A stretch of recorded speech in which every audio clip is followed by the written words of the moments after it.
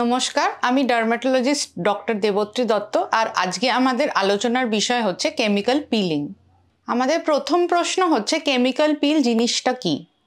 Chemical peel এক ধরনের cosmetic বা ডার্মাটোলজিক্যাল প্রসিডিওর যাতে বিভিন্ন ধরনের ফ্রুট অ্যাসিডস ইউজ করে স্কিনের আপার লেয়ার এক্সফোলিয়েট করে স্কিন রেজুভেনেট করা হয়।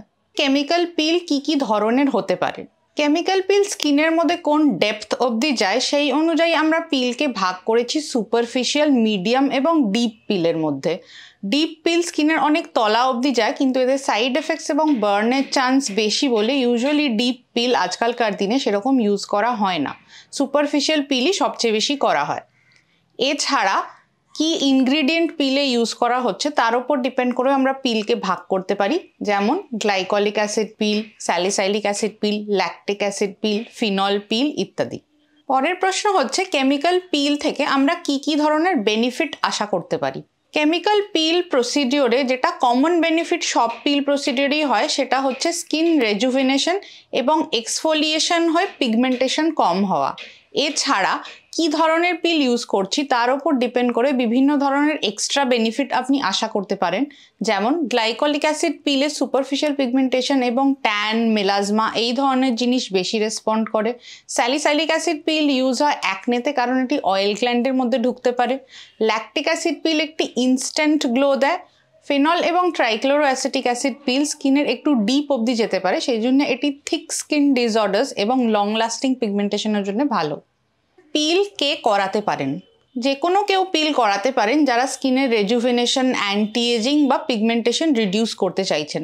প্রেগনেন্সি বা ল্যাকটেশনে ইউজুয়ালি পিল করানো বারণ। তাছাড়া আপনার স্কিনের কোয়ালিটি ভালো হলে তবেই পিল করানো উচিত, না হলে বার্ন বা ইরিটেশনের চান্স হতে পারে। কেমিক্যাল পিলিংয়ের পর রিকভারি টাইম কীরকম? কেমিক্যাল পিলের পরে রিকভারি টাইম ডিপেন্ড করছে আপনি কি ধরনের পিল করছেন তার ওপর। খুব সুপারফিশিয়াল পিল, যেমন অল্প স্ট্রেংথের গ্লাইকলিক অ্যাসিড পিল বা স্যালিসাইলিক অ্যাসিড পিল করলে 1 থেকে 2 দিনের মধ্যে স্কিন আবার নিজের টেক্সচারে ফিরে আসতে পারে।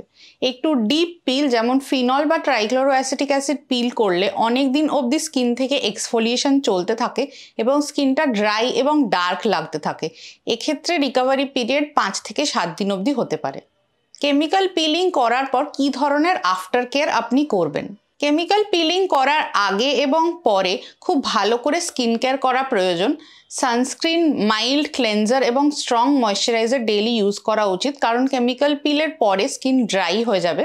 আপনি যদি কোনো অ্যাক্টিভ প্রোডাক্ট ইউজ করেন, যেমন রেটিনল বা ভিটামিন সি বা কোনো লাইটেনিং এজেন্ট, কেমিক্যাল পিলের আগে এবং পরে কিছুদিন সেটা বন্ধ রাখতে হয় যাতে স্কিন রিকভার করতে পারে।